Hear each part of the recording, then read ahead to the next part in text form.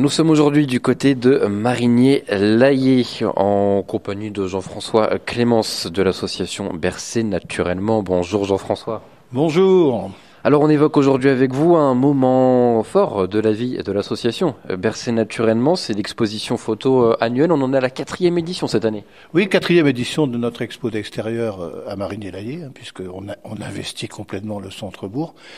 Et c'est la 4e fois qu'on le fait avec l'association Bercé Naturellement. Donc aujourd'hui, c'est le noyau dur est en train d'installer une expo qui va rester jusque fin octobre dehors, une expo en libre accès que chacun pourra venir voir quand il veut, comme il veut. Alors qu'est-ce qu'on peut y retrouver dans cette exposition? Déjà, est-ce qu'il y a un thème précis cette année ou pas?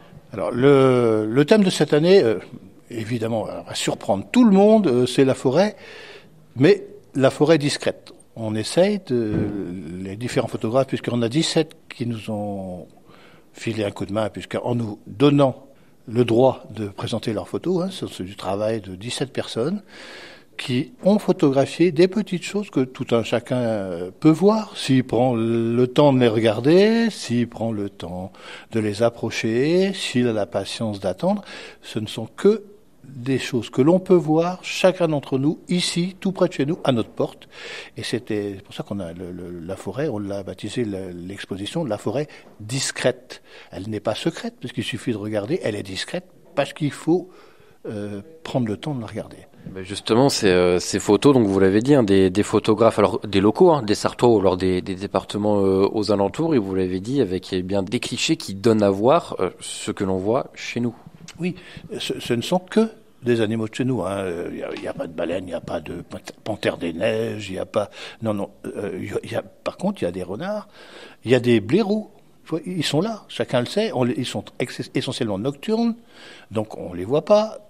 Les photographes ont eu la patience de fabriquer les clichés, de rester des heures à attendre pour qu'un jour les conditions soient réunies pour faire une belle photo qui nous donne l'occasion de regarder tous les animaux qui sont ici. Et ensuite, on a essayé d'aborder aussi le fonctionnement de l'écosystème, puisqu'on a des prédateurs et des proies, parce qu'on va retrouver autour des palombes, par exemple. Qui lui est un prédateur de l'avifaune en particulier, qui est nicheur dans le coin et qu'on va retrouver en photo parce qu'on a aussi la chance d'en avoir une. On va retrouver l'orchestre forestier des pics, parce qu'on a tous les pics que l'on peut regarder ici, le vert, le noir, les pêches, les pêchettes. On va retrouver ça. Et puis on a évidemment quelques photos de cerfs, parce qu'on ne peut pas passer dans une forêt sans y penser. Et puis aussi des photos de moments particuliers, par exemple des photos de nuit.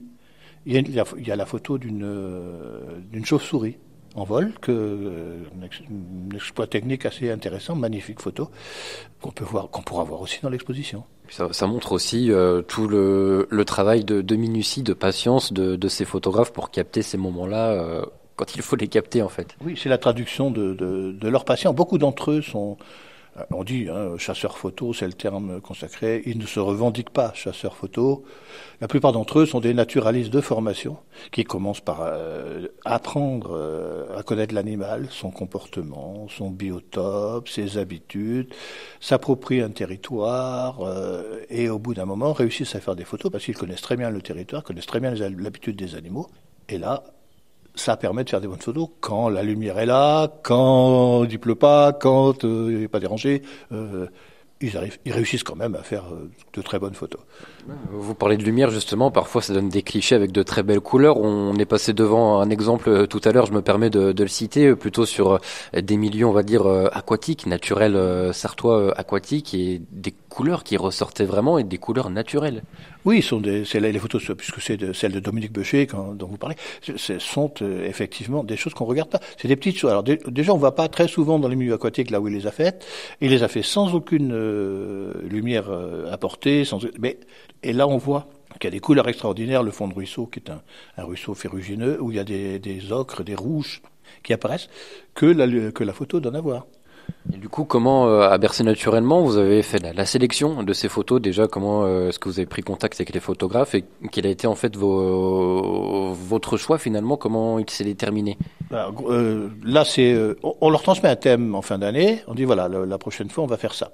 Donc, travaillez, envoyez-nous des photos colle avec le thème, et ensuite on est à 3 ou 4 à sélectionner des photos, parce qu'il faut des photos techniquement parfaites pour supporter, parce que c'est quand même du 120-80, l'agrandissement, c'est extrêmement grand pour une photo. Et puis ensuite, nous, dans notre tête, on imagine l'expo, on écrit les textes, les légendes, et on fait le fil rouge et on choisit les photos par rapport à ça. Donc, certains sont prises, d'autres pas. On a eu, je sais pas, quelque chose comme 400 photos qui nous ont été envoyées là pour arriver à une quarantaine de photos exposées. Donc, un choix qui est quand même difficile à affiner. C'est un choix difficile mais les copains, parce que les copains, les photographes, nous ont bien compris que c'est dans un thème, donc ça passe pas, et puis au fur et à mesure de l'imagination du fil rouge, ça s'affine, et puis il y a une photo qui s'impose plutôt qu'une autre, et au bout d'un moment, ça fait l'expo. Et puis pas que de la faune, des photos de flore aussi, de la forêt, de Bercé évidemment. Oui, bien sûr, parce que c'est pas le tout d'être monomaniaque du triton, il faut aussi regarder ce qu'il y a autour, et c'est ce que font ces photographes en attendant que l'animal veuille bien se montrer, il regarde ce qu'il y a autour. Et cette année, la forêt discrète, par exemple, nous demandait aussi du paysage forestier, à différentes saisons de l'année, à différentes heures du jour, à différentes lumières. C'est ce qu'on leur a demandé de faire, ce qui fait qu'on a des très très belles photos de paysages forestiers et ruraux dans l'expo. Et donc cette exposition, il y a un petit chemin qui a été tracé pour pouvoir la suivre près de la mairie de Marigny-Laillé, autour du lieu qui s'appelle La Grange. Oui, le départ il y aura un programme d'animation qui vous sera transmis aussi. Tout part de La Grange de Marigny, qui est la trace d'une ancienne ferme qui a été dans le bourg et qui a été refaite par la municipalité. Alors on est soutenu par la municipalité qui nous subventionne pour faire ce genre de choses.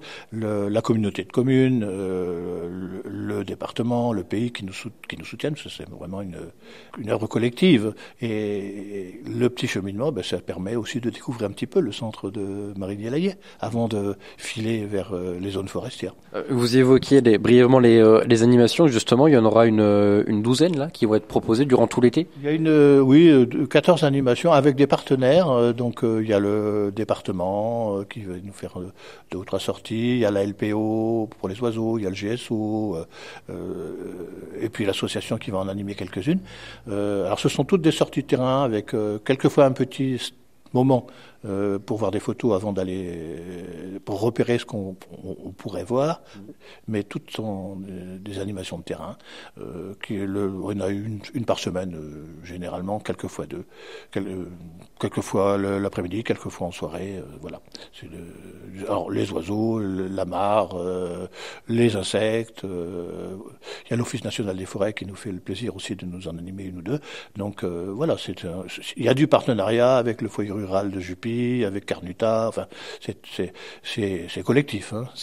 Et toujours cette volonté de montrer finalement la biodiversité locale. Oui, c'est donner à voir. C'est vraiment le mot, donner à voir ce qu'on voit à la télé, par exemple, ou ce qu'on va voir ailleurs, alors qu'on a ça à notre porte en fait. Avant de se quitter, Jean-François Clémence, tout simplement, dernière question. Pourquoi est-ce qu'il vous faut venir profiter de cette exposition à Marigny-Laillé jusqu'au mois d'octobre ? Mais pourquoi ? Mais parce que c'est la plus belle exposition qu'il va y avoir dans le coin. Donc c'est sans plaisanter. C'est parce que on est vraiment dans le local. Et ça, il y a beaucoup d'expos photos magnifiques qui tournent dans le coin, qui sont présentés à droite à gauche. Les photographes en font eux-mêmes des expos perso. Là, on a essayé de faire du collectif, de balayer un écosystème complet. Donc c'est pour ça qu'il faut voir. Après, il faut aller voir les expos des autres, il faut aller voir Carnuta, il faut aller voir tous ceux qui présentent des photos, qui font découvrir aussi la nature, mais venez d'abord à Marigny, ça fait une belle introduction. Eh bien, merci beaucoup Jean-François Clémence de nous avoir présenté la 4e édition de cette exposition de l'association Bercé Naturellement. On le rappelle, c'est en libre accès jusqu'au mois d'octobre dans le bourg de Marigny-Laillé. Merci beaucoup. Merci à vous.